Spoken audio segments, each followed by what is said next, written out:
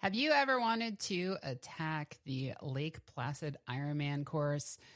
Well, me too. And I just did, I think, my fourth round of it. I'm here with fellow coach and friend Thomas Skelton, and we are going to talk about the Ironman Lake Placid course this year, which was one for the record books for all sorts of reasons.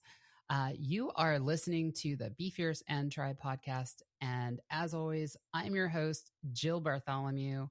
Before we get into the topic, I did want to mention we have an update on the Be Fierce cyclery and triathlon store, which is soon to open in Lionville, Pennsylvania. So if you are looking for a Quintana Roo or any triathlon related accessories, come check us out. You can find us at befiercemultisport.com.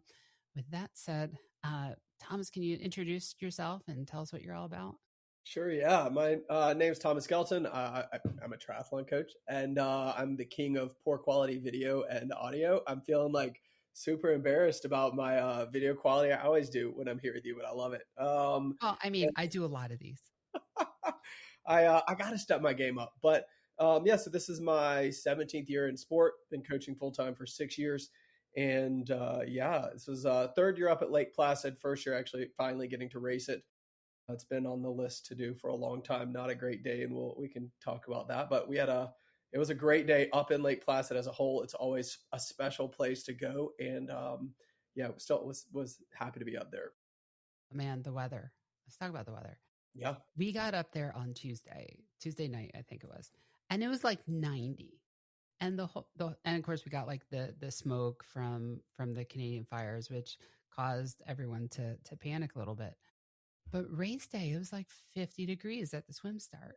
Yeah, the temperature, and well, backing up to those fires, yeah, we were descending into Albany, and they got a rental car and drove the rest of the way up. And my wife looks over to me and she's like, "Do you smell smoke?" And I'm like, "Yeah, I do. This is like a little suspect." And thankfully, we looked out the window and had known there were some air quality issues, and yeah, there was no smoke on the plane, so that was good. But smelling it on the plane was awkward. But yeah, up there in Lake Placid, like we could kind of see it. And I remember I really wasn't paying attention to the news. And we walked out Wednesday morning.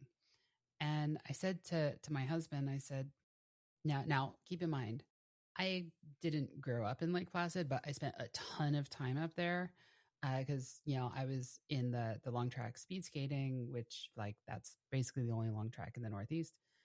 And I said to him, I'm like, those mountains there, we should be able to see very, very crystal clear, right? They're not that far away. And they had like this deep blue tinge to them, kind of like you get in the summer when it's super, super hot, except it was 47 degrees. And then we looked it up and we're like, oh, the wildfires have made it this far south. And at the same time, my son sent us a text picture from down here, and the sky was like orange. So I was in the crowd of like, okay, don't worry about what you can't control, but let's hope that it clears up. And luckily it did. Yeah, it turned out great. I mean, I think Thursday at Packet Pickup, I checked and the air quality was like 150 parts per million. But after that, I think our air quality just continued to improve, and it never was really bad up there for race day. In fact, I think I'd be interested to know statistically how often you get Ironman Lake Placid to happen without any rain. We had no rain on the day, which is just a little bit of a shocker for sure, right?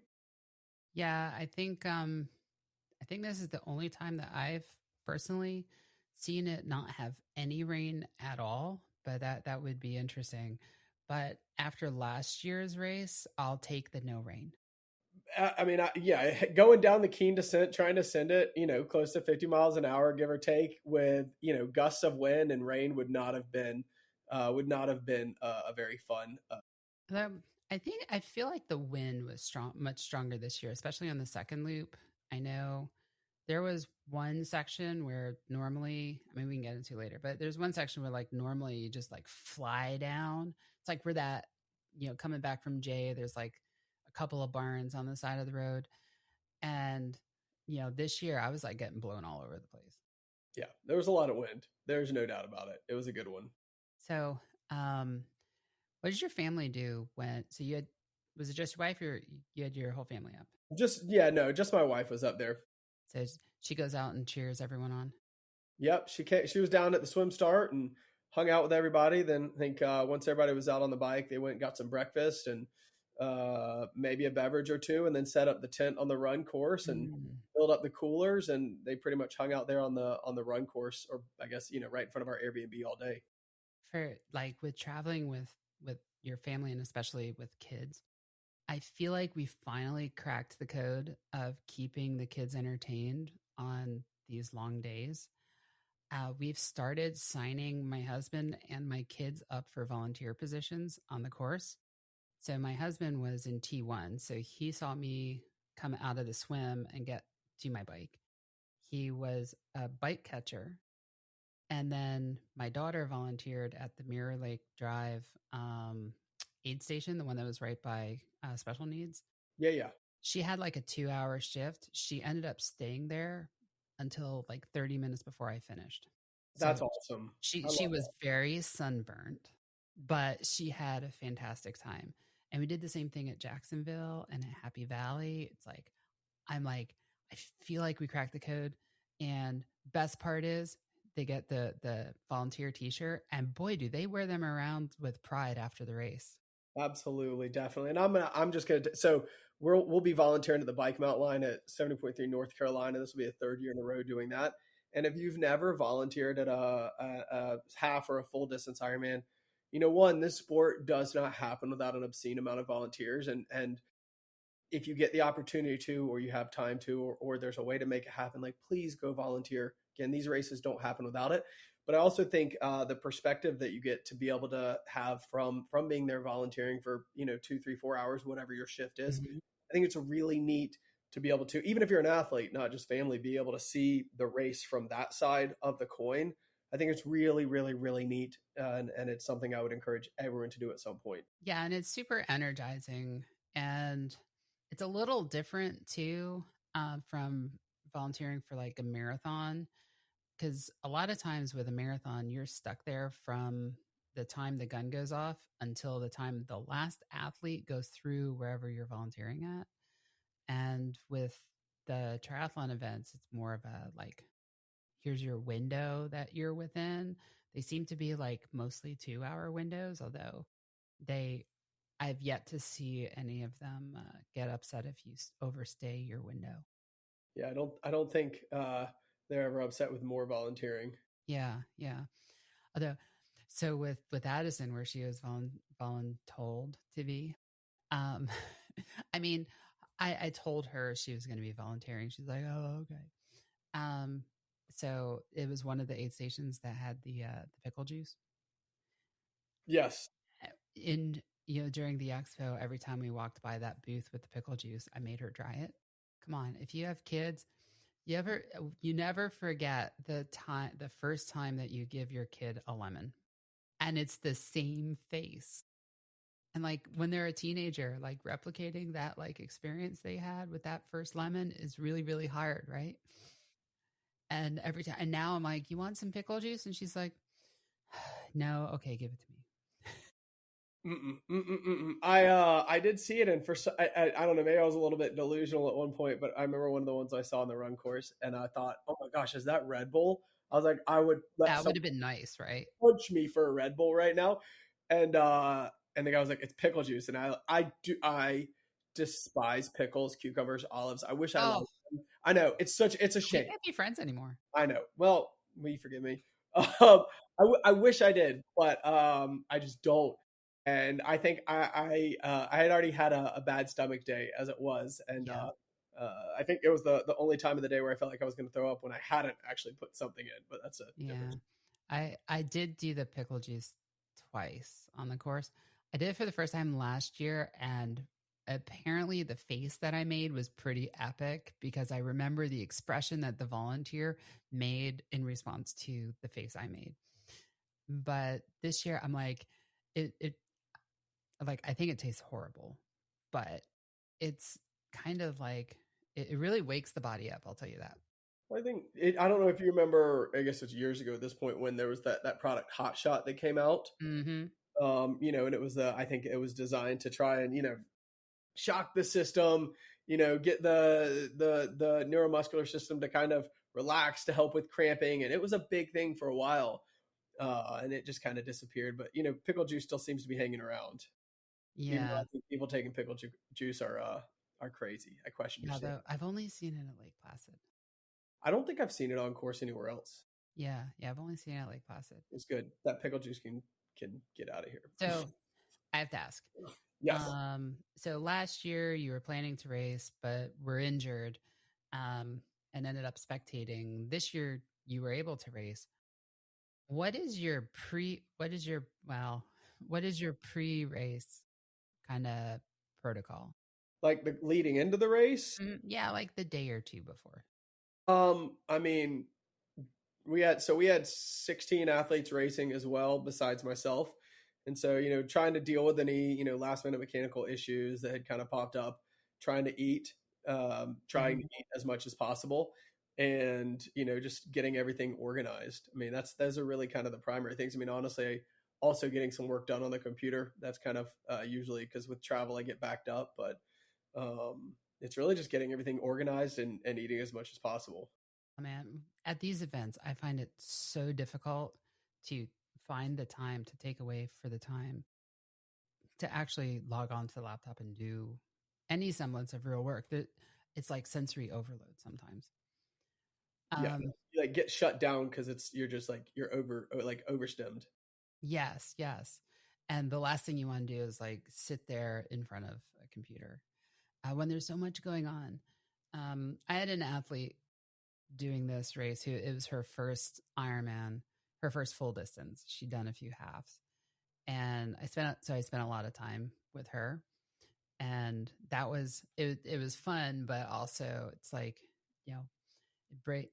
I don't often race the same races that my athletes do, so it kind of like breaks your own kind of habits, I guess. Yeah. And it's hard. I mean, it's so fun to get to share the course with everybody, but I Yeah. definitely had some, I guess I'll say, anxiety around like trying to get my stuff taken care of, because I Mhm. mean, at the end of the day, like it's coach first, athlete second, especially Mhm. on a low priority race like this. For me, like this was just, I wanted to do it, after wanting to do it the last couple of years and not being able to. But there's still things you have to do to make sure all of your stuff is ready. And like I had a issue with the bike I needed to get taken care of, like from shifting, and a good friend who's an amazing mechanic was there to help me. And it took a little bit of time, but I felt bad trying to get that stuff taken care of when I had other athletes there too. And that's just comes with the territory. It's also so much fun to be able to get to share the course with them. So for me, kind of learning how to balance those emotions of and tasks of getting Mhm. my stuff taken care of while still feeling like I'm there for my athletes. Yeah, it's definitely a balance, and trying to strike the balance. I think I like looking at everything that I did while I was up there. I'm like, yeah, maybe you did a little too much, but it's not the end of the world. So we, with the bike shop and everything opening, we have like the portable bike shop, like the blue park tool Yes, yes. thing that costs a freaking fortune. So we've started to travel with that and a actual bike stand, Mm-hmm. because I'm like, yeah, friends, anyone we know who need some work, like we got everything. Just come and ask. So we had a few of those, but it sits in our hotel room. The thing is so freaking heavy though. Yeah, I know exactly what you're talking about because I looked at that for Yeah. travel. It's a lot, but if you're It, driving, right, yeah. a little extra thing in there, it's nice to have it. And pretty much up and down the East Coast, we drive, like from Florida through Massachusetts. We drive long drive. We Yeah, drive a lot. My 2-year-old Rivian has 60,000 miles on it. I drove. I took 2 days on the drive 2 years ago up and 2 days back. Mhm. Last year I drove up from South Carolina in one shot, and I drove down in one shot, and it's a lot, and it's Oh, so funny. I can always argue both, right? Like, oh, it would have been easier to drive. Oh, it would have been easier to fly. It just seems like, I don't know. Yeah, if I can the, drive, it is nice. the advantage to me of driving is I don't need to pack my bike in a bike case. I don't need to put my bike through TSA, and I don't have the stress of TSA maybe not strapping the bike back down correctly. And I don't have to pack efficiently. That last part might be the most important one. My wife and I joke about it because we are chronic overpackers, and Yeah, and we yeah. don't have kids to have to tote around too, right? So it's like don't have to pack for the kids, don't have to make sure to have all their stuff, and we're chronic overpackers. My kids go the opposite way. I have to look at their stuff to make sure that one, is it appropriate? Is it appropriate to the weather? Do they include their underwear and socks? And did they include enough for the whole week? And then when we're there, it's like, did you change your underwear today? Because I know you have enough, but did you actually change them? My wife has to do the same thing for me. Don't worry. Oh, Oh God. here I was thinking they might grow out of it. No, no, the boys are stuck in it. So, anyways, um, I I'm curious. The swim start this year, I thought it was pretty cool. Hot off of the World Cup, the whole Viking row thing. I was like that haven't seen that in an Ironman yet. I hope Yeah. I see more of it. I missed a bit of the swim start because for one, I wasn't able to. I mean, it is what it is. I wasn't able to go to the bathroom at the Airbnb, and we're down there, and I'm like, I'm gonna get in line, and the lines at the swim start were horrible. I don't understand, like Ironman, if you're listening, how are you always having such long lines at porta potties? Like, how can you not have enough out there? Like that just seems bonkers to me. Yeah. But I digress. So I went all the way down to the porta potties, down past run special needs. So I was Oh, like, okay. I mean, maybe it's the not line, that far. it's not no, not that far, right? And I was like, well, maybe there'll be a shorter line, and it was maybe a little short, but took forever. Got out of there finally, and then I was like, oh, of course, finally I had to go, and now I'm like, hey, well, I got to look. We're gonna give it one more shot. So I was able to get in a porta potty close to the swim start, and then I was like, I got my wetsuit on, and I was like, I have to get in and swim for 3-4 minutes in that area. Just that's a long conversation, but. So like the gun went right. Like I was putting on my wetsuit. I was near the like warm up area, and then I kind of so I missed a lot of the like fun theatrics of the whole start, and kind of had to watch it afterwards. But it's a pretty exciting swim start for sure. Yeah, I thought it was exciting. I love seeing the videos that are still floating around. I raced most of the race. I'm an IMF ambassador, the foundation. And at some of these races, one of the things they do is they take all the foundation athletes and the XC athletes and the Nirvana folks, and we get to start right behind the pros. So that was pretty cool. I have mixed feelings on that because you end up getting swum over, and you also end up missing some of like the cool stuff that does happen.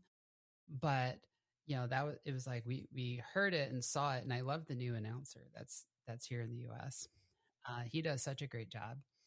But once the swim started, I swear this is the most physical swim I have ever taken part in. And I've done this race several times. So I know it's not like, well, Lake Placid to loop and it's got the line and everything. It's like, no, I've done this before, and it was so much more physically demanding than it's been in the past. I mean, for me, I have some respiratory issues in swims with wetsuits and whatnot, and so the last couple of years have really just been, I'm gonna wade into the water, super chill, start swimming really easy, and just really keep the swim very, very, very easy. So I'm not trying to do anything wild during the swim. It's like just an easy recovery swim feel almost, but it's still because of the way it is with the two loops and people who I'm gonna this sounds awful, but who aren't good at sighting or swimming in a straight line. It's interesting to be able to see, like, as you're swimming, see people kind of Yeah. zigzagging around a Yeah. little bit, and you're kind of trying to figure out which side of them you need to go on. And Uh-huh. I did have one guy that I accidentally like threw an arm over because I didn't see him there, and he was like treading water on his back. So you need to stop for a minute, talk to him, make sure he was okay. If you're, I don't remember what your name was, but if you've got like a reddish beard and hair, sorry about the arm. And I'm glad we got to chat for a minute. I hope you got through this one okay. But it was definitely a little bit more. Crowded, I would say, than it that felt. Maybe it's because of where I started further back than I normally would have, and was just swimming through people a lot of the time. Because I started at like just in front of the 120, and I swam a little under Oh, 105. so So you didn't start very far back. yeah, well, I got in the water at like 6:40, right? So 6:41, Yeah, you was like 10 minutes after the start. yeah, 10, 11 minutes. But that's further back than I would normally start. Like I would normally Mhm. try and be in the like in that 101 and 1 to 105 range. So, um, but it was crowded. Yeah, I don't know. The first loop I felt okay. Um, like it was kind of. I mean, it was the washing machine, right? But it wasn't too bad. It was like it's kind of normal. I've gotten used to my ankle being pulled and the people intentionally or accidentally using your shoulder as something to push off from. But this, maybe once in a while you have someone who can't sight and ends up swimming like across your back, or but the second loop, it was so crowded, and I had one person use their hand that was like, I don't know if it was like accidental or on purpose, but they put their hand like right on my hip bone and pushed. And like, that's a new one. Haven't seen that one before. Mm, I mean, if someone wants to do that to me, like go for it. No, I'm just kidding. Yeah, that's it always is so interesting. Like, and I feel like I see it on some of our local like sprint races Hmm. too, where people just get so. I'm like, we're all out here trying to get to from the start line to the finish line safely, Yeah. right? Ultimately, yes, in the fastest time that we're able to on the day, but people get really worked up in the swim, and so I do try and. I'm not. I don't think I'm a good swimmer. I think I'm a better than average swimmer, but No, you've been working pretty hard on improving your swim. well, let's. I don't want to talk about it. But no, I'm kidding. But I Had mean, been. I just feel like the swim, like it's such a long day for everybody, right? Like I don't understand why people get so wound up and aggressive and anxious at times during the swim. Like, just it's not worth anything, but people Yeah. do. You know? I was like, my Lake Placid swims are pretty consistent between like 114 and 117, 118. And this was like right in that range. I was like 115 and change. And it was like right where I expected to be. Now, getting out, I thought I was like 130, but that was mostly because of like how crowded it was when I got out. Because I'm not used to it being quite as chaotic. I don't know. Maybe they released people faster than they usually do. But I felt like I thought I was going to be in the water much later. One thing that I did find interesting, so my watch has the like auto lap every 500 yards, right? yeah, I do the same I thing. I like to do like you kind of make a stroke and turn your hand and glance at your watch. Like I like to see like what was it? Because in my head I'm like, well, okay, well 7 minutes and 30 seconds is 130 pace per 100, Hmm. right? And I with how easy I was swimming, right? I like to kind of see what I thought was interesting is I was consistently having splits in the like 720, 733, 5, somewhere around in there, right? So I was like, I'm moving faster than I feel like I should be for my effort. And then on the second loop, turning off the second turn buoy out at the back, Hmm. there were a bunch of people that I could see that I was about to swim through, and so I just kind of swam wide and Yeah. stayed wide for a little bit. I was like, this is nice. It's calm. It's chill over here. And then all of a sudden, my watch split at like 7:49, and I Hmm. was like, that's 19 seconds, right? That's 4 seconds per what 4 seconds per 100 almost. I was like, I'm gonna slide back on into the crowd and just take advantage of Well, like a little bit of draft. yeah, I heard afterwards some people were talking about like, oh, I felt like there was um a current heading out.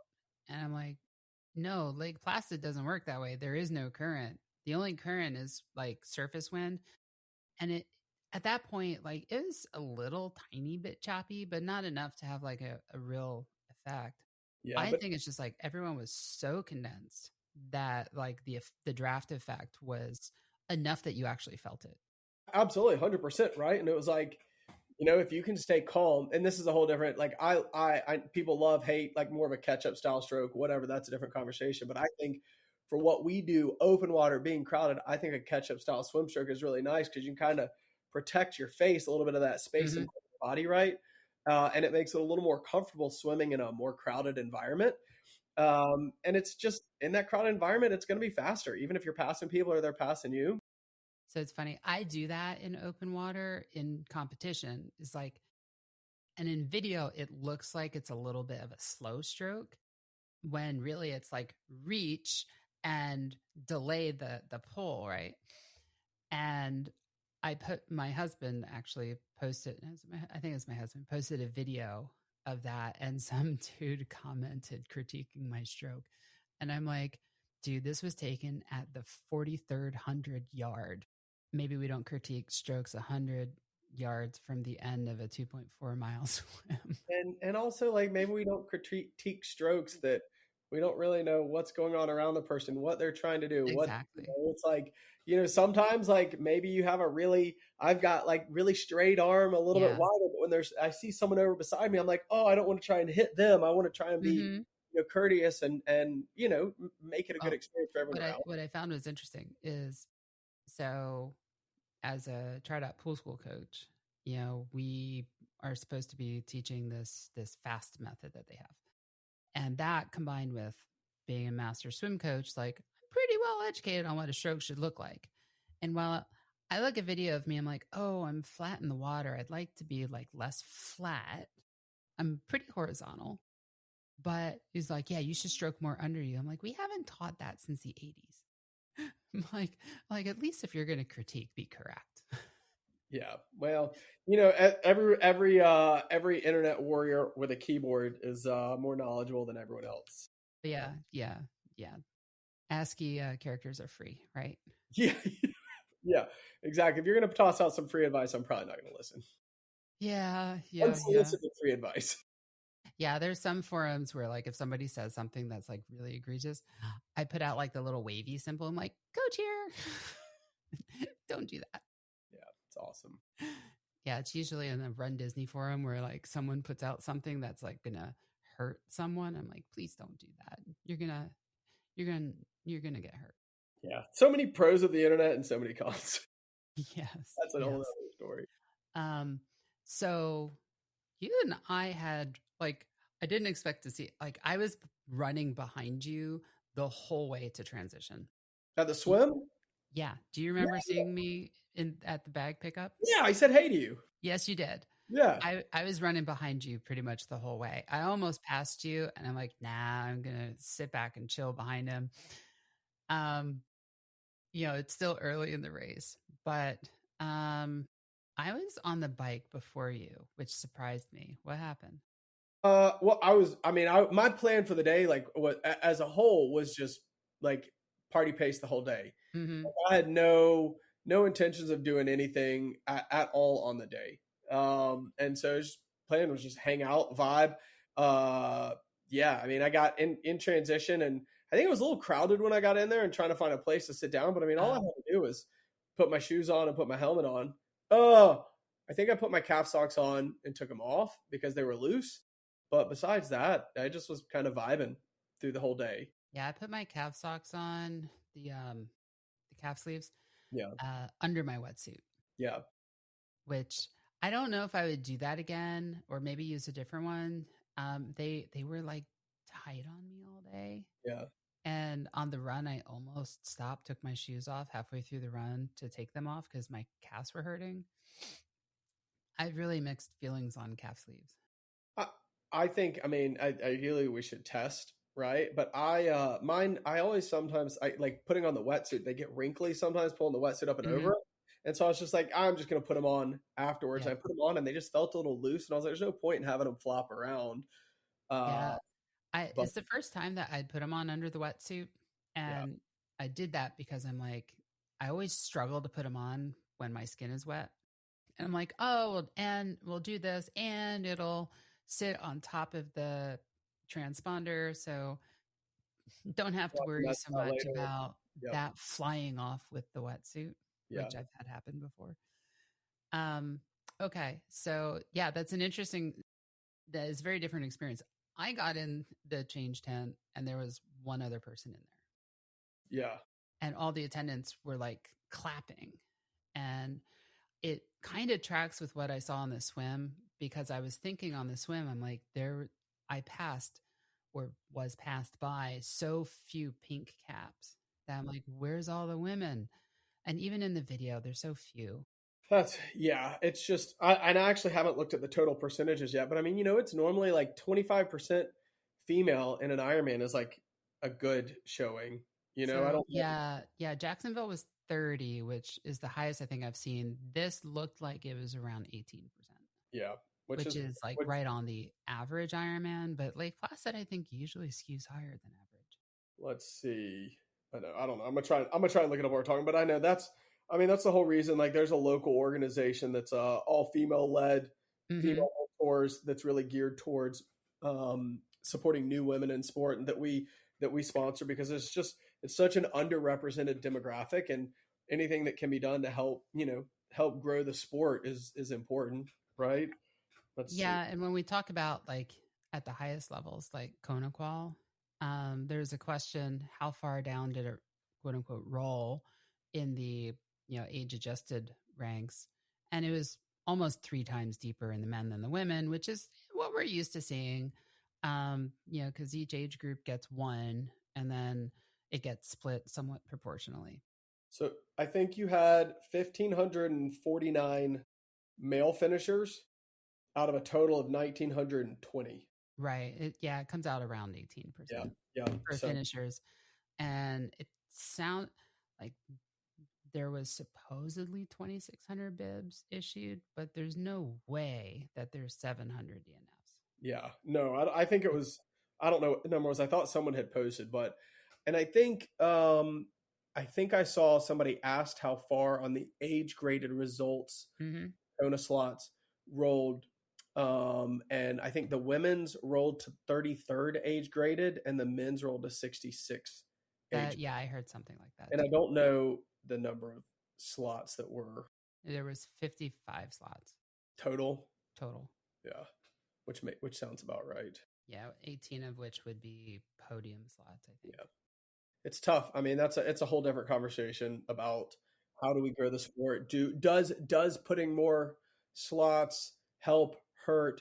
I don't know. I can argue both I sides of have a it, soapbox on this, and as you might imagine. yeah.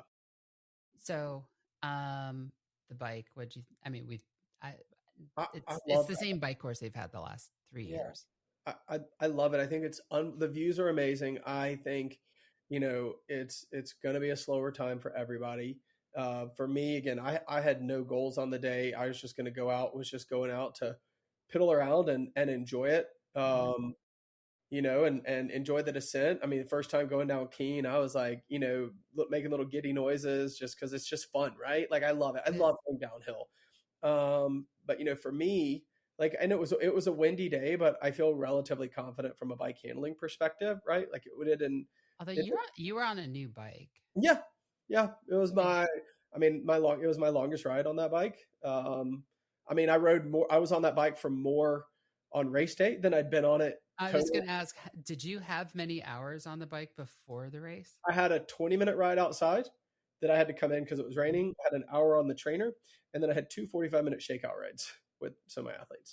And for our listeners, this is experience, because like I would not recommend a inexperienced athlete to buy a new bike, either self fit or get a fit within 6 to 12 weeks of a major race, And the bike came in especially a full Ironman. Tuesday, the So race did week. you have a fit on that, or did you replicate your speed concepts I on got that? I got myself pretty close. No. Yeah, I'm seeing my guy probably in a couple weeks. We'll tune up because obviously with Cozumel being the real goal for the year, it need to be. But I feel like the position was pretty good. I mean, I've ridden bikes for 16 years, Yeah. and I think I'm pretty good. I've got some thoughts about maybe where we can tweak, but I feel like I've done enough to know what feels right and where I need to be, or at least to get close. And looking at pictures afterwards, I'm pretty happy with how it turned out. Yeah, I mean, I saw you a few times on the bike. Both times I was heading out of Hovenberg, you were heading in. Okay. And I saw it took the first time, like I let merge multisport is pretty Kids distinctive. stand out. Yeah. Tri kit. And I think there's only two of you guys on the course that had a beard. So I was like, oh, merge multi-sport with a beard. It was a 1 in 2 chance And a that bright it's pink Thomas bike, right? on a bright pink bike. Yeah. Um, I actually didn't know what color the bike was, but I took a wild guess that it was either pink or blue. Yep. Yep. Yep. And so my question for you is like, you've ridden the speed concept for a couple of years, and you made a lot of tweaks to that, with the watch shop, with the whatever, you moved on from there. And now the QR is new. It's maybe not optimally fitted yet, but what did you feel is like the differences between the two frames? I mean, honestly, like I was really happy with how it rode. I felt really comfortable. I mean, I do like the way the seat adjust for the pivot and the slide forward and back. I Hmm. really like that. There's a lot of room for easy adjustability there. I I hate the I cannot emphasize my disdain for the seat clamp on the speed concept. Yeah. And if you did you have the reversible head on yours? I says, Black. on my speed concept. Yeah. Yes, yes, yes.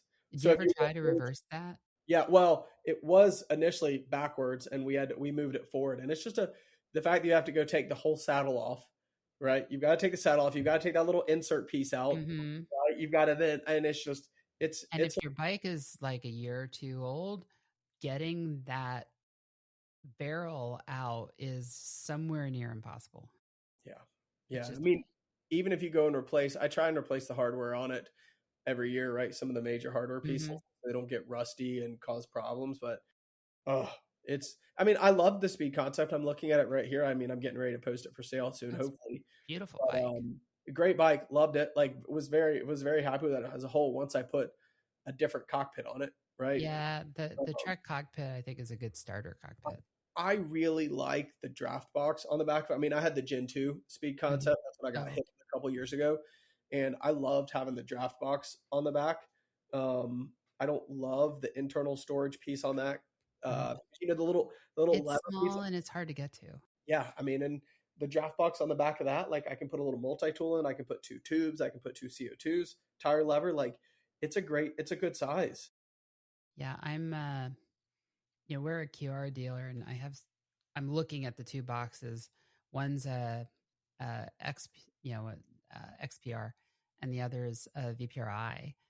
And the VPRI has that cosmic paint job, the like really sparkly one, and it's such a beautiful it's such a beautiful color. But I ordered them all in my size. They're the ones for the shop, so I'm like, well, we got a little follow me Joe, and I'm gonna take them all for out for a spin, and I can do my own reviews. Yeah, But yeah, no, I'm I think it's anxiously great. awaiting a new coup, so we'll see how that turns out. I do think making the change race week, I probably should have just waited until after Placid, not because of like comfort or anything like that, but I just added more stress to my plate that was maybe a bit Hmm. overflowing already, and I could have made it a little easier on myself. But that's not what we're good at, right? So we're good at Yeah, and I think the front end, the pointy end of the field is not it's not uncommon to race on a fresh bike. for sure. But I love mechanically, there's a lot more that can go wrong. it for sure. Although I did see one post of someone who broke the derailleur. Yeah, I saw the guy. I'm assuming And that like the not chain. the hanger, but like the actual derailleur like fractured. I'm wondering if somehow the chain started to drop, right, or the rear derailleur was lined up poorly, or some shifting, and I mean, it ripped it. Yeah, Brutal. it's still pot metal back there, but it shouldn't have exploded like that. That was pretty. I know exactly which one you're talking about. I don't Hmm. remember exactly what part on the rear derailleur where it broke. Like I can see the picture in my head fairly Yeah, well. so But it was a look. pretty shredded up. Yeah, it was an It was an older Altegra. It was a looked like it was a cabled Altegra. Hmm. So it's at least what 5 6 years old, but it was the main body that the um the main body that holds the whole mechanism. One of the two arms on it basically was missing. Yeah. Like I've never seen that one before. But it just goes to show, like when you're out there on the course, there's all sorts of things that can go wrong, and you prepare for what you can prepare for. And I've seen people worry about like well, what if? But there's so many what ifs that prepare for flats, prepare for, maybe a dropped chain, which is takes 2 seconds to fix. Maybe even prepare for if you're on a cabled bike for your cable to get loose and know how to fix that. Beyond that, there's not a lot that you can really do. Yep, exactly. Just got to hope for the best. Although I broke a chain at Chattanooga a couple years ago, so I now carry spare links and a chain breaker. Not a bad idea. Mm-hmm. Definitely. Yeah, and I remember like it took over an hour for the tech to get there, and that's the thing. It's like if you don't know how to do any of this work, you could be waiting for hours. And when the guy did finally get there, I fortunately was able to make all the cutoffs, but I ended up racing the second half of that 70.3 in 2 gears because the chain now was much shorter than it had been. He was like, and the guy was like, do you want to, you sure you don't want to pull yourself? Are you sure? like, yeah, I'm going to give it a try. Yeah. We spent all this money and time to get here, so we'll give it a try. But yeah, stuff happens. It doesn't always go your way, as you found out. So it was positive for me though, because I'll say like I ran into one of my athletes at mile. She's a very good swimmer, like mile 75, okay. and I was not having a good day. I didn't feel good. Food wasn't staying down. Nothing was staying down, and but I caught her and her back was kind of problematic, and I was like, all right, like we're riding in together, right? Her back So, on the bike was yeah. And so I kind of hung out with her. I mean, legally, like was up the road a little bit ahead of her. Would stopped and waited at a couple spots. She'd get close again, and we get riding again. I hope nobody thinks this is like sitting on the wheel because we're far from it. Like that's the last thing I want to do when we're both out there in kits. Somebody sees right, but it's just kind of nice to be able to look back. She's back there a little bit. On the climb back up into town, I kind of just held up for a minute, put a hand on the wall, waited. And so, being in a bad spot and getting to kind of switch to that like coach mode brain a little bit to, stop thinking about myself was really, really nice. Well, and I think like listening to, and we've exchanged a few notes, right? When you have that plan B and can say, I'm not meeting what I had hoped to. So now like, what does plan B, C, D, E, F look like? I think like mentally helps versus when you do have goals and the realization that you're not meeting your goals, then you just like mentally kind of implode for a bit. One thing I noticed, Lake Placid, it's a tough course, right? It's not like the hardest, but it's hilly, and if you're not used to hills, it's obviously going to be very challenging. And if you are used to hills, it's still very challenging. I'm not accustomed to seeing that many draft packs on Lake Placid, and I feel like this time around I saw more draft packs than I'm used to seeing. With where I was, and maybe it was just with how I was riding, I don't recall seeing a lot of any. Maybe there were a couple spots like getting down to the covered bridge, right, where you have to slow down going down that hill and on that path. But yeah, that's kind of unavoidable there. Yeah, thankfully where I was, I mean, compared to like an Ironman Florida, or I'm sure what we'll have to deal with at Cozumel this year, those races are always, it's awful. But I did not have anything that I had to deal with out there. Yeah, I saw there was 2 times where a pack of 3 to 5 guys passed me and then settled in and slowed down. And then I'm in the situation where I'm like, okay, well, I have to slow down to maintain drafting rules.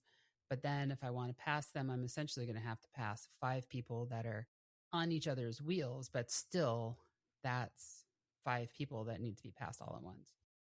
So when that happens, it's always like, do I want to blow myself up passing these 5 folks who potentially are going to accelerate to prevent me from passing? Or do I just sit here going slower than I'm capable of? And like, I always feel like that's a kind of crappy set of decisions that you get stuck with there. It is. I feel like I'll always lean to like, I'd rather, at least on the bike, right? I'd rather be in a situation where I've got to go slower than I'm capable rather than having to go faster, because right? Like maybe maybe I lose 2-3 minutes going slower, right? But going for 30 seconds to a minute harder to get around those people, right? That could easily cost 4 or 5 minutes on the run, right? So So you've known me long enough. I'm a pretty strong cyclist. I I describe I we have three sports that we need to be pretty okay at, right? I'm a pretty okay swimmer. I'm a pretty good cyclist, and a pretty mediocre runner. So I have the most fun on the bike. I love the bike. I don't always love how my bottom feels towards the end of the bike, but I I love cycling. And so my instinctual reaction is pick up the pace and pass them. And then come the run, I'm always like, yeah, maybe we shouldn't have done that. it always seems good in the moment, right? Yeah. And I'm like, I'm a coach. I'm very experienced at this sport. But and it's easy for me to tell my athletes, maybe you should be slow and kind of see how it shakes out for a bit. But as an athlete, I'm like, get out of my way. Come on. Yeah. Yep. Yep. Absolutely. Yeah. I felt the covered bird section, 2 years ago when they first introduced it, it launched a lot of people off their bikes, including a couple pros. They didn't really talk too much about it this year, but I feel like I didn't see or hear of anyone getting launched this year. And like the bumps aren't that bad. You just have to be No. prepared for them. Yep. Although I still despise the single file section right after it. Yeah, it's so funny because it's literally 30 seconds, Mm-hmm. but it's just so annoying because tell you, I'm just good. Like Yeah. triathletes don't have good bike handling skills, right? And coming off the curve to the left onto the path, there's a couple little turns, and Yeah. you're watching people, and it's like inside foot's down. I thought someone was going to clip a pedal even on the Mm-hmm. turn, and it's like, man, it's yeah, I don't know. Yeah. It's you see room for opportunity. Yeah. There's what, two single file sections on the course. And both of them, I'm like, dude, why are you going so slow? And both times it's the same reason that you're calling out is they just aren't confident in their bike handling skills and they slow way down. And it's like, go spend some time on a road bike on some twisty roads, develop those bike handling skills. It's like, great. You got enough power to be up here with the fast folk, but get the bike handling skills to stick with it. Correct. Absolutely. It's like it's cool that you can push the watts, but Mm-hmm. can you handle the bike? And I think, there's so much free time to be made up on a course like Placid that's more technical that, it could easily be 5 to 10 minutes for some people, if not Oh, yeah. more, especially if they can ride the descents into the flat sections well. Well, like keen descent, I'm the QOM, and that's at like 59 or 60. Race day, I was 55.8, I think. And that's just like, I've been down it a bunch of times. I intentionally ride it 3 or 4 times before the race Mm-hmm. so that like I remember how it feels so that come race day, there's no surprises. I know what the road's like, and it changes every year because it's upstate New York. I know what the road's like. I know where the turns are. I know where the wind is going to hit. Although race day it hit pretty hard at times. I did get out of arrow. I got half out of arrow on my second lap because the wind was much stronger. So I put my right hand on the base bar, kept my left side in arrow. Like maybe it cost me a mile an hour, but gave me some stability. And when I see a lot of and I took my athletes to the same thing. My husband plays ferry. He'll meet us at the bottom. We throw the bikes on the bike rack, go back to Van Hovenberg, ride it again. Ride out to Keene, do it again. We did it like 3 or 4 times. And I did it, with my athletes too. It's like that same thing, like the places you're not confident or where there's like danger or whatever, go and ride it before the race. Or if you don't have time to, at least drive it. Yep. Yeah. In the mountain bike world, it's super common, right? Like if you're reconning a course and you find a technical spot that you can't get through or get over, like you don't just go, okay, well that's going to suck and get past it. Like you stop and you ride it a handful of times, and so you start to find the right line, and you get more comfortable with where you're applying power with the pedals, whatever. And I think, yeah, it's just taking the opportunity to be able to go and do that Yeah, and But I important. was looking at the posts online, and um, some folks are like, well, I hit 37 and it was super scary. It's like, well, next year maybe 45, and maybe it'll be less scary because you'll have more experience. For sure. And of course, some of it's equipment too. But although I have the Princeton tri-spoke on the front, which I think is like a 82 to 90 millimeter. It like kind of varies. Yeah. Let me tell you, that thing is a sail. Yeah. Yeah. It Those are catches it great. catches the wind. Those are great wheels. I love them, but they catch the wind. It might as well have a disc up there. I don't know that it would be too much different. Yeah. So, the run, I loved that the sun came out. I was so worried at the start, and the forecast was it was going to be overcast all day. And, it definitely warmed up on the bike. Like I was a little concerned about getting on the bike when it's 50 degrees and wet, of spending the next 3 days with an ear infection. But I mean, the sun came out, it warmed up the second loop on the bike. Oh, the top of the Three Bears. I always think that's awesome. It Oh my was God. like a section on the tour. It really was. It's such a party there. It is so amazing. When Yeah. I went through the first time, they were like crowding us. It was like single file crowding. There was so much cheering and bells and hooting and hollering. It was amazing. Yeah. Absolutely. It's pretty rad. And, I love, if you do this a few times, people start to get to know you when they're like calling your names out. I'm like, it's something else. Yeah. 100%. So you had a challenging run. Run. Uh, Everything was challenging on the day. I mean, your marathon was faster than had you walked it. It was faster than had I walked the whole thing. Yes. Well, Yes. okay. So I saw you around the first time I saw you was around my almost 10K. Yes. It was like 5 point something. Somewhere down on River Road. Yeah, it was like on the return from River Road. And like the whole day, I had been, since we both entered transition at the same time, I had been waiting for you to pass me because I'm like, Thomas is much stronger than I am. He's faster on the bike. You are definitely a faster runner than I am. And so it surprised me that I hadn't seen you yet. And I'm like, oh, well, maybe he passed me at an aid station or something. And I didn't notice it because I was like inside my head. And the only thing I could care about was getting my bottle refilled. But to see you there at the first time, like, I was like, I think I said something to you. I'm like, you're faster than me. Why am I just now seeing you? I don't, there's a lot that I don't remember from out of that. I was in a pretty bad spot. Yeah, I gathered that. It was, and I don't know what happened. Long story short, a couple days leading into the race, my stomach was just not good. And I've had some off and on like stuff with my stomach last couple weeks. And the only thing I can think of You is like, didn't happen to eat at Taco Bell, did you? no, I do like some Taco Bell, but I've not eaten at Taco Bell in a while. But yeah, I don't know. Like I hadn't been able to eat much. Every time I ate, my stomach got queasy and weird feeling. I thought I would throw up. Like day before the race, like I got a little bit of candy in. I had a bowl of rice, and I was like, I just really couldn't get much in. And then race morning, I always eat 3 or 4 pieces of bread with some jelly, a cup of coffee.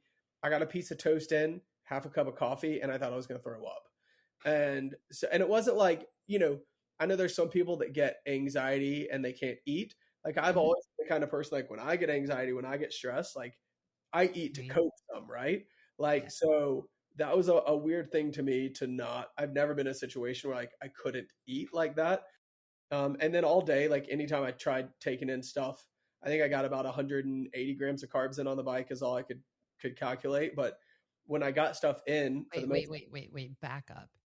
So you rode 112 miles, 111 and some change, on 110 grams.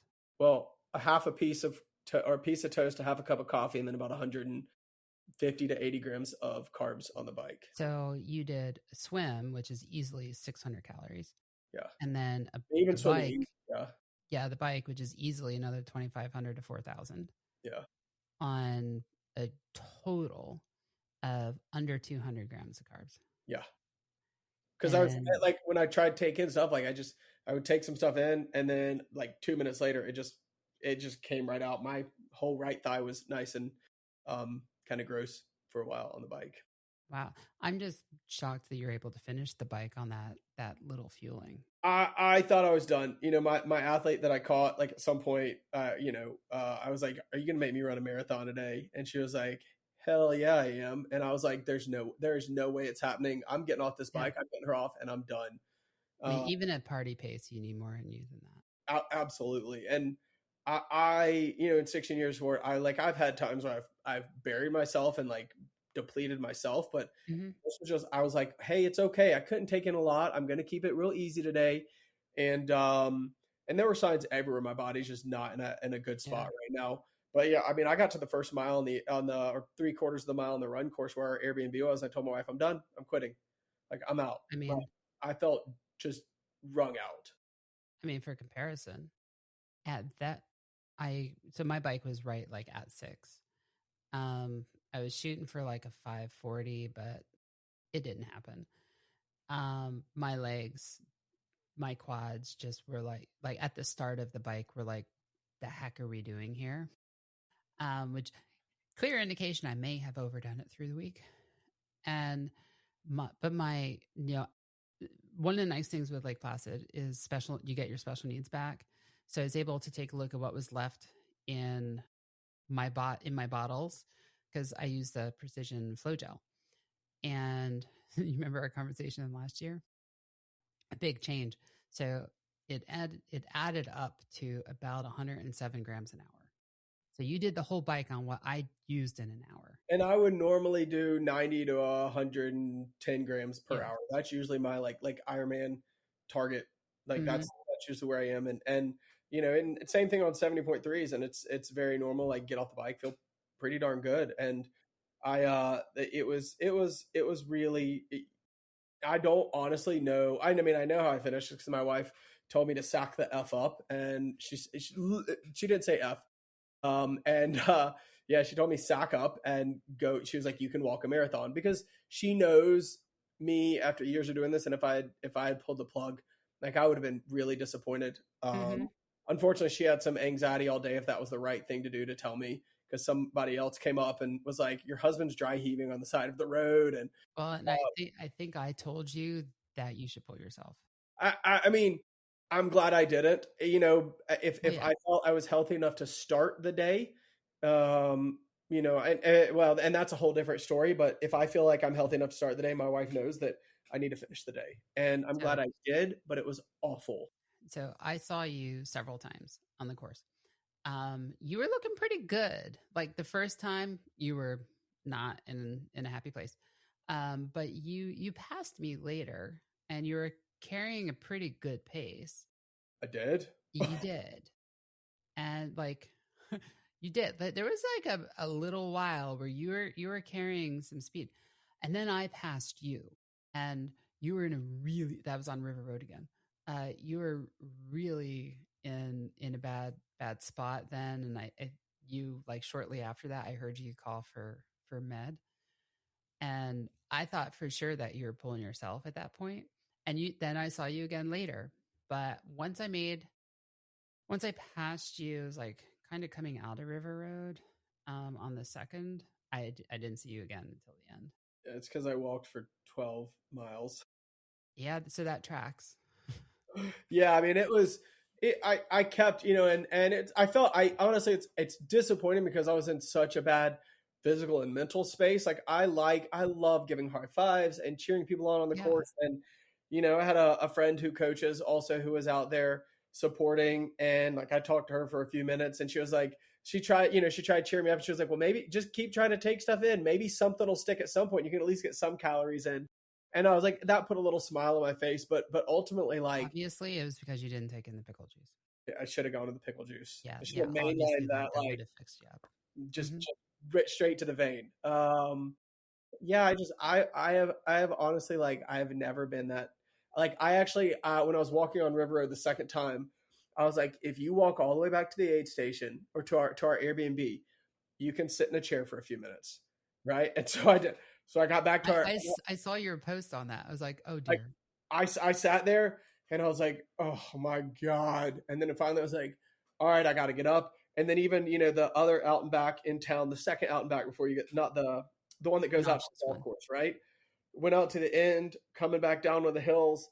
And I laid down in the grass. Like I was like, I laid down in the grass for, I don't know, 2-3 minutes. And I was like, all right, come on.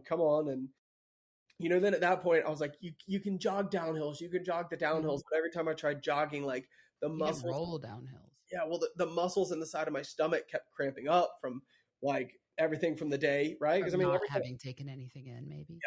yeah, and yeah, I mean, I was honestly like, this is my slowest Ironman time by a lot, but it's probably my proudest finish. Well, I think so. One, we had you in our tracker, and I finished in like 12 something, which was not my goal was an hour less than, like almost exactly an hour less than when I finished, but I was never really able to find my legs on the run.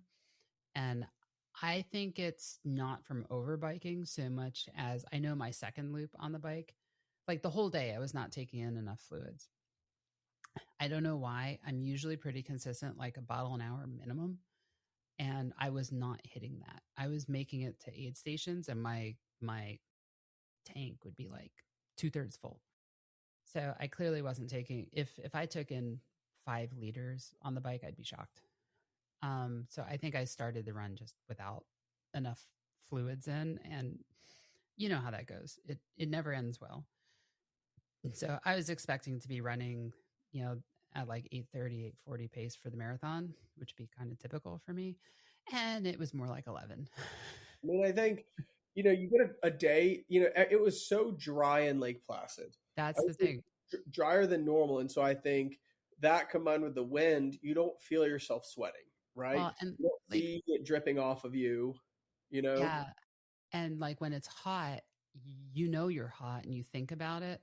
And I was coaching my athletes, like it's going to be cool, it's going to be dry. You may not see sweat on your skin, which is the sweat evaporating so quickly. Set alarms on your computers, and I have them set too. And then they'd go off, and I'd be on a hill, and like, now's might not be a good time. And then immediately you're at a deficit. So it is what it is. But yeah, we were watching you, and we saw at one point you took a really long time to get between 2 splits. probably laying down. It, possibly, or maybe you're chilling on the chair at your Airbnb. Yeah. But we thought that you had DNF'd at that point because it took so long to go zero 0.3 miles. And like, I was very concerned about you, but after seeing you on the course, I was happy to see you finish, but I also said to my husband, I'm like, I hope he's okay. Yeah, and I will say, as a coach, it was a good experience. And I know that sounds silly, but you know, I've not had a race like that before. I've not seen, you stand on. I've stood on the sideline of a lot of Ironman races Mm-hmm. supporting, but it's another thing to be in it. Kind of later in the day like that, and it's a really, like, I'm glad it happened. It's a good experience. Some of the run form degradations in people that I saw, some of the conversations that I heard people having, I really think there's a lot of people, and I love Ironman. I love this sport. I think Mm-hmm. there's the whole I will become one. I think there's a lot of marketing out there, which is what they're supposed to do, right? It's a company, but I think a lot of people just think, oh yeah, I can do it, and they totally undersell how hard it's going to be and how much it's going to take to accomplish it. But Well, that's the story for yeah. another. I mean, well, I think this also actually goes back to why there's such a difference in the male female participation. I mean, there's so many, but back to my corporate days, because I was a C-level for many years. And there's some pretty well-known statistics, like when you talk about like who is going to apply for jobs. And if you want a strong funnel for jobs that's balanced, with quality candidates, across genders, you have to word things a certain way because men are statistically much, much, much more likely to say, I can do it without necessarily having the qualifications, where a woman is more likely to say, I can do it after she's already done it. And like, I think that comes down to like, Ironman is a long distance. It's hard.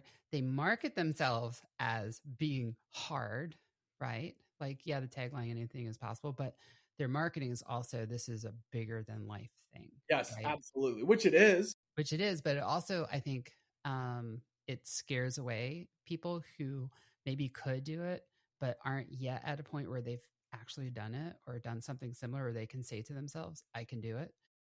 But then because it's marketed as this bigger than life, harder thing, there's a whole nother group who's like, sign me up. So I think you see a lot of that on course. Yeah. I think that's a really, really hot take that's very accurate. I think you really hit the nail on the head. It's aggressive enough to maybe give people a lot of apprehension. Mm-hmm. And then there's another side of the bell curve that's it's aggressive enough to really encourage people that maybe aren't quite ready to be in a position to try and get ready for it. And that's that's a great take. Yeah, because I mean, like you are an Ironman at the finish line, it's iconic. It's only at that race, and NCs don't get it. The second the clock changes, the second you hit 17 hours, you finished. Yep. Congratulations. Yep. You know what? So I'm gonna, while we're on hot takes, I've got a hot take that I would like to talk about for the swim for just a quick second. Yes. And I think this, so, if you go to like a lot of major, like the big 10Ks or big marathons, like because they're so large, like 20, 30,000 people, they've got corrals, right? Mm-hmm. So, hey, if you're doing the Cooper River Bridge Run in Charleston, South Carolina, and you have you hope you're going to run between 35 and 40 minutes, right? Mm-hmm. To get into the corral, a certain corral so far up, you have to have submitted a prior time showing that you have done that, right? Mm-hmm. Mm-hmm. I would love, and I think because my big problem with the rolling starts right now is you have somebody who's maybe a 90-minute swimmer and they're being told somewhere along the lines from a friend, another coach, that's another rabbit hole that we shouldn't go down. Get up as far as you can. Get up as far as you can. It's like you're swimming, maybe you're even swimming in 90 minutes, hour 45, and you're up there in front of the 110. Now you're having people swimming over you. It's not going to be a fun experience for you. And you're making people have to swim over you, which they don't want to have to do either. If we had corrals where here's your 70.3 time, or here's your full distance swim time, right? You can get into a corral based on that. And if you want to move up a corral, guess what you need to do? You need to have a faster swim time. Yeah. Right? I think I've had a similar thought before. I do a lot of road races, most of which you need to submit proof of time. And my favorite are the Disney ones where like those proof of times are coveted because there's a significant difference in your race day experience for those who have proof of time versus those who don't. But yeah, I find it fascinating too, because my full distance swims are actually faster per 100 than my 70.3s, which sounds backwards. My second loop is usually faster than my first loop. Yeah. Yeah. I can never figure that out. But no, I don't disagree with that. I think it would be a great next iteration to make the rolling starts even safer, even more effective, Yeah. And, as a coach, I've said to athletes, whatever your time is, seed yourself either there or at most one up, right? Like maybe the race day anxiety and anticipation gives you a little boost that day, but it's giving everybody the same boost. But yeah, people who, we all say people who are just clearly in the wrong crowd. Like it's just like if you're,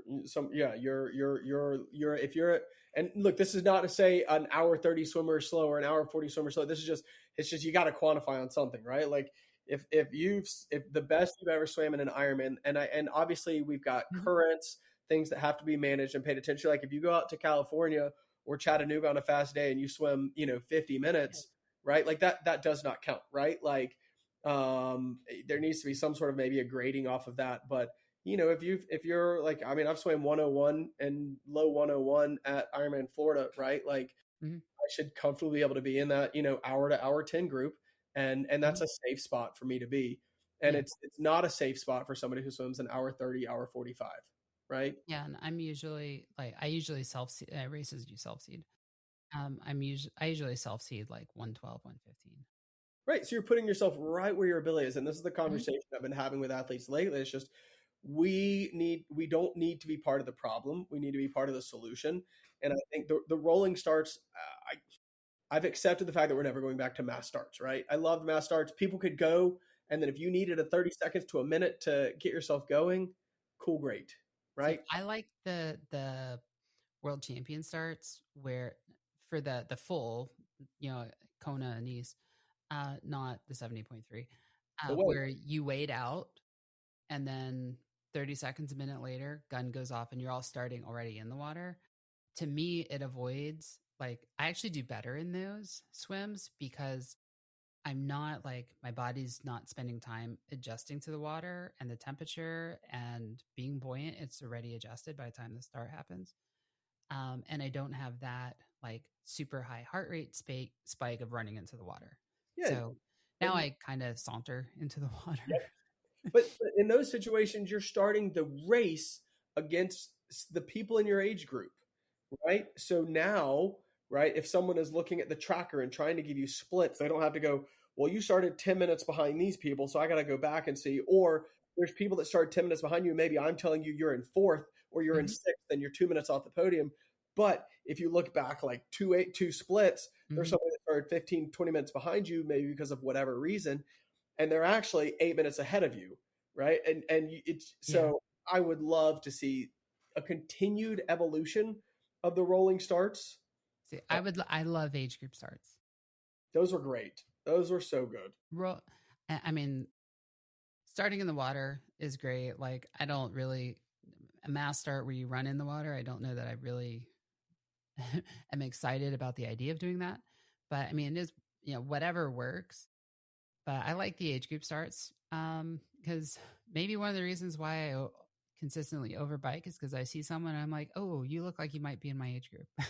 The only challenge is like I feel like there's a lot of times that like one of my girls, she races, well, she's in the 45 49 now, but in her races when she's been at some of them, that's Mhm. world champs or 70.3 worlds, right? It's maybe they've been one of the last two age groups to go off, right? And it's like the No, determination of, yeah, determination 45, 49 is the last. Female 45, 49 is the last. And so that's where I'm like, well, that's also not fair to force them to have to be that far back in the day. So if we were to just say, hey, let's keep the rolling starts, we don't have to reinvent the wheel here. We see pros of this, but now if we can say, hey, let's like validate the corral that you start in to be Mm-hmm. able to make it a more enjoyable experience. And now the other piece of the puzzle is maybe you have somebody who's never done an Ironman. So how do they decide what corral they're going to go in? Well, you have to do a 70.3 beforehand to validate what corral you can get into, and they can put you in an appropriate corral based on your 70.3 swim time, right? And Yeah. everybody's good. Yeah. Like, I'm not a huge fan of gatekeeping, but gatekeeping like that front of the pack to those who have shown that that's where they belong, I'm not opposed to. Um, Saying like flatly, oh, you have to do 70.3 in order to do the full, I'm not in favor of that. Yeah.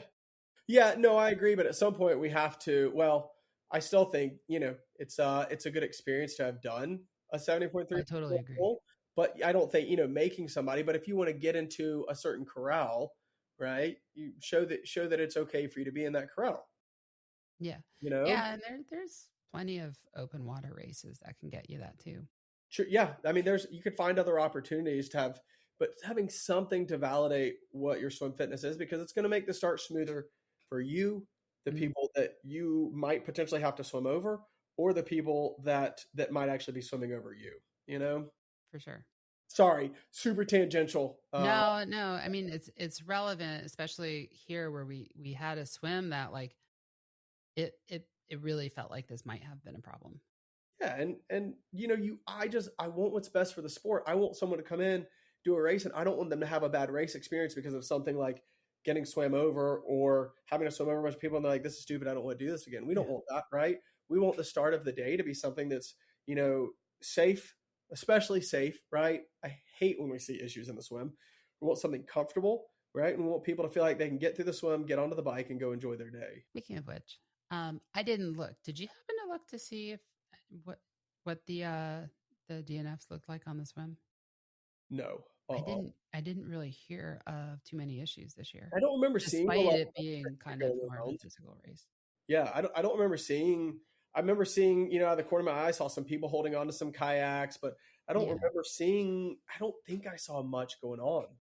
I did see on my second loop, the right at the first orange buoy right after the T2 buoy. The buoy looked like it was being used a bit as an island. There was a lot of people holding on to that one. But that turn, like you said earlier, that turn was kind of a cluster. Yeah, for sure. Yeah, I can never figure that out. I'm like I swim pretty good line, and how am I getting swum over here at the turn when I'm generally going faster than the people around me? Yeah. So you finished the race. Was this your first after dark finish? Technically, it was before sunset, based on Lake Placid time now. Okay, well, it's the summer in It was DST. yeah, it was definitely it was my latest finish by a long shot. Yeah. Yes, it was. What time did you finish? Around 8:30. Yeah, I don't know. It's something like that. I think sunset was 8:27, and actually, I looked at my Garmin one point, and it was like, I don't know, it was 17 minutes till sunset, and I was getting close. Let's see, I finished. Let's see, 6:40. I crossed the. I don't have the mental wherewithal to look I at that finished information on my Garmin. 8:05:46. Well, I was just curious what time it was, and I just like pressed the down button, and on the clock screen, it actually was showing time till sunset because I have sunset and sunrise on my watch because Mhm, I don't know, I'm mhm. a nerd with that. So yeah, I finished. Oh, I crossed it 8:05 p.m. So, trying to think. I think we may have still been down there. We, I had a finish experience that I haven't experienced before, and that's what I love about this sport is every race is different, even if it's the same course. Absolutely. I've never experienced an Ironman finish where there was no one else in the finisher chute with me. I haven't either. Yeah, it was my first time. There was no one in front of me, and based on the video, there was the person who was behind me was far enough behind me that none of the videos have them in it. And like the crowd was dead. So I'm going through like trying to like I'm like, "Come on, guys." I remember what the crowd was like. Oh, no. I was like, I want to see cheering. Come on. I'm like going Yeah. down there, and I was actually a little upset because at least none of my friends have took video of me doing that. They just saw me going down like the red carpet where I look like death on wheels. And my finish line photos always look like my soul has exited and I'm dead. Yeah, I was. I was very happy to have that finish line. There were some people in front of me apparently, and I don't remember seeing them. I just happened to saw or see a video of the finish that someone had sent me, like they had screen recorded from the computer, and I was like, there were like three guys running in front of me, and I was like, I did not even. I had no recollection that they were up there in front of me. Yeah. I love that they're televising the finish line. There's a WhatsApp group. I have a group of friends, and there's a WhatsApp group that my husband gives like blow by blow updates all day on. And one of them did a screen capture of the finish line video and posted it up there. And I'm like, that's cool. And at the same time, you're like, yeah, it's true. People actually were watching you. Yeah. I mean, it's just it's super weird, but It always makes me a bit nervous to know the number of people I know have me in their tracker, and I know there's more people than I know that have me on their tracker. And I'm always like, oh, I hope I don't disappoint people. yeah. I mean, yeah. There's a little bit of that for sure. Yeah. Never want to disappoint people. Yeah. Although I was thankful. My Marbella finish last year was my least favorite one.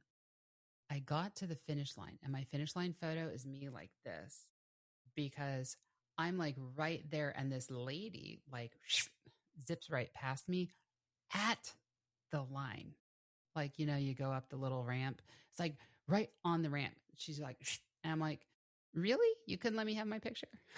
Dude, like, yeah, I mean, unless you're gunning for a podium in your age group, which let's be honest, there's not many people doing that at World Champs. I'm sorry. If you're finishing with me, you're probably not podiuming.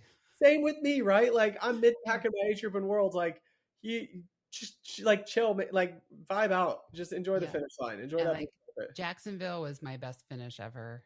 It was my first time under 12 and, my first time in the top 10. I'm like, I don't know that I'm ever going to see that again. But like, I'm like, okay, that was still not on the podium. Yep, yep. Like I just like I don't know why the urge to like sprint down the finish and like I'm like I also I'm like it's the finish like the red carpets are so special or Yes. blue carpet at Spain whatever, right? Like those finish lines are so special. Like Was it why? blue? What's that? Was it blue? Yeah, Oh, I didn't even notice. yeah. I only remember that. Well, someone don't quote me on that, but I'm pretty sure in my pictures it's like it was a blue carpet, but like it's just like, you've worked your butt off all day to Mm-hmm. get there and you are going to speed through that, like Mm-hmm. soak it in, enjoy it. Like that finish line is such an amazing feeling. Like that's the part that brings you back again, right? Like soak it in and enjoy it. I agree, but with like a caveat. If it's like my A race and I'm really like Jacksonville, right? And really I've got a PR locked in or really close. And like there it was really close. Um, then I'm probably not slowing down in the finish line, but I'm No, not kicking it after 140 miles. right. But I Like think, we also teach runners, kick it the last 100 or whatever. And yeah, but we're not runners, we're triathletes, right? yeah, Like yeah, we're like pretty okay at three sports. yeah, we get to be mediocre across the board. I don't know about that. That's why I said I'm an okay swimmer, I'm a good cyclist, and I'm a mediocre runner. Yeah. I I'm just I'm think working on being less mediocre on the running and less pretty okay at the swimming, and yet most of my effort remains on the bike. I just feel like the finish lines are so good. I don't understand like why people want to rush them. You know, No, I agree. I mean, unless it's like you are, and it's like, wow, I'm trying to get a Kona slot, trying to get a world slot, right? Like, Hmm. and every second could very well count. Totally, I get that, but also like if that's what you're gunning for, and you've got enough juice to kind of kick it up a bit down the red carpet, maybe could have kicked it up a little Yeah, bit. I'm in a what to me is a fascinating spot because like I have a spot at Kona. I missed the roll down by like 2 spots in the age graded at Jacksonville. Foundation offered me a spot with them, so I'm going with Foundation. And I have a couple of athletes that are going with Foundation, and I'm like, I'm just gonna go, And now I'm like, do I want to earn this slot, through age graded roll down? Yeah, of course I do. But I'm like, you know, Lake Placid's no longer an A race right now. It's like, can I beat my time this year at Kona that I had last year? Probably not, because now my age group is the last age group to start. And now we've got all the men to start in front of us.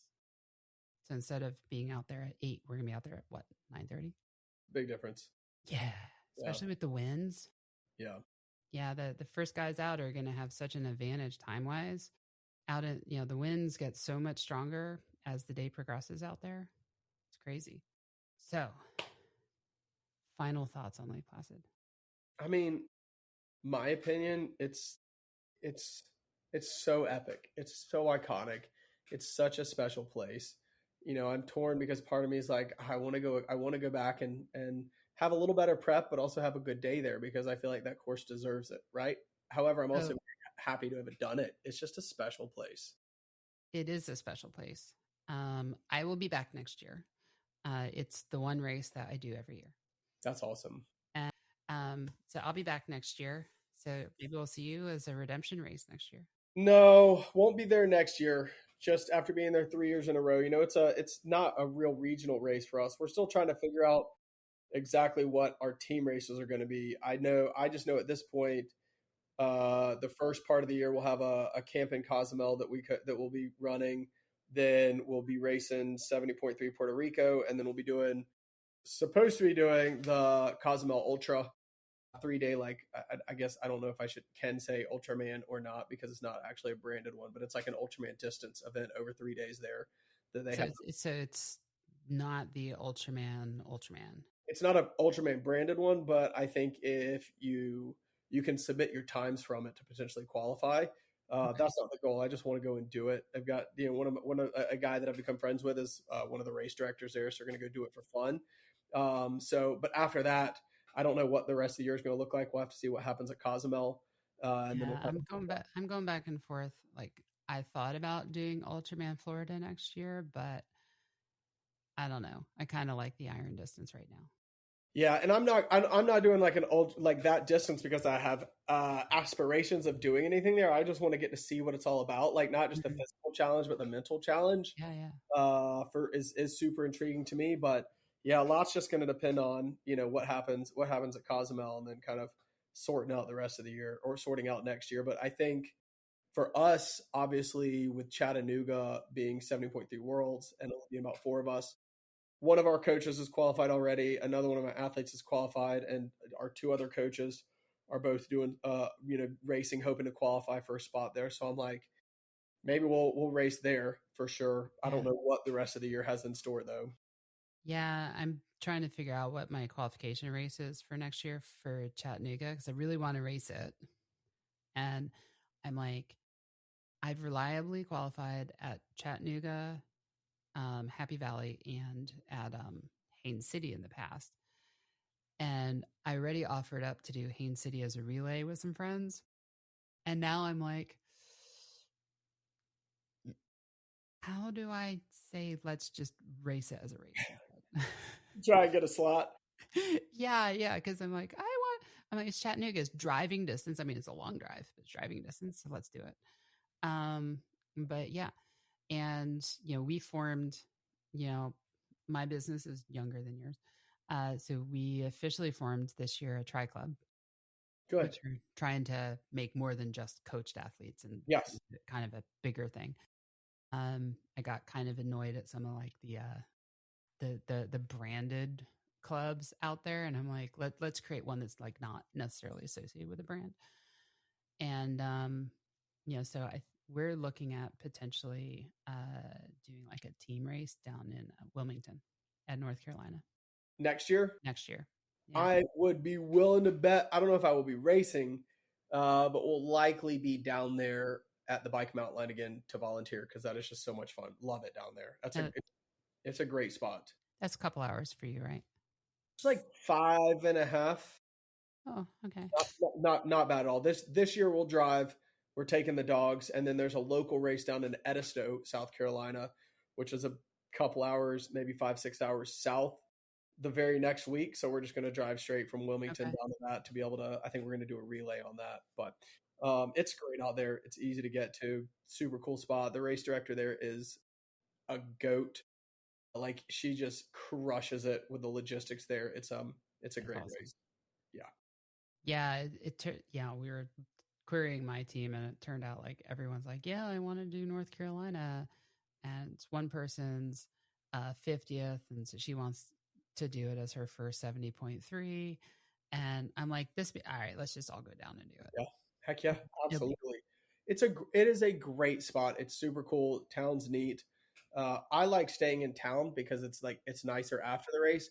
But I think a lot of our athletes that have raced there that have kids have really enjoyed staying out at the beach for the kids to be able to play around out of the beach. Yeah, my brother lived there in Cape Fear for a while. So okay. we're like, we kind of know our way around, but it's also been 20 years. Yeah. That was in college. Yeah. College was that long ago? Shoot. I don't want to talk about that, but that's a whole different story. I mean, my kids, especially my son, inform me on a regular basis how old I am, and I find it interesting on how they listen to my music and then tell me that I'm too old to recognize it. Listen, I'm just going to tell you there is hope again. I listen to the music that my 17 and 19-year-old nephew listen to, and they are listening to like some good classic music. So there's hope for them. Yeah. Don't worry. Yeah. Thomas, first, congratulations on the hard fought finish. One of the things we didn't talk about is, these races for everyone, fast or slow, it's a level of grit and determination that you've got to have, not just to survive the training, but race day. And I think your experience and ability to finish it really kind of demonstrates that.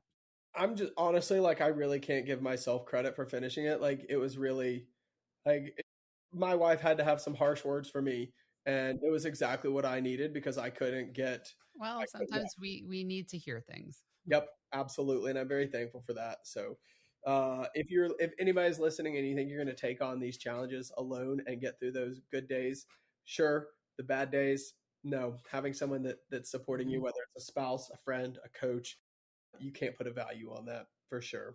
Yeah, identifying who your support crew is so important.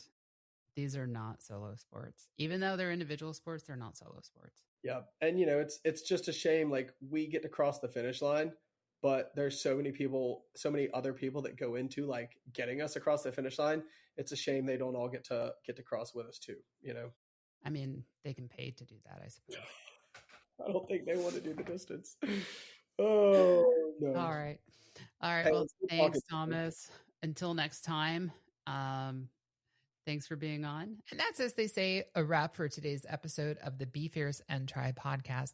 I'm Jill Bartholomew. I hope that what you heard today was interesting, inspiring, and that this episode helped you to think smarter, train differently, and show up with more intention.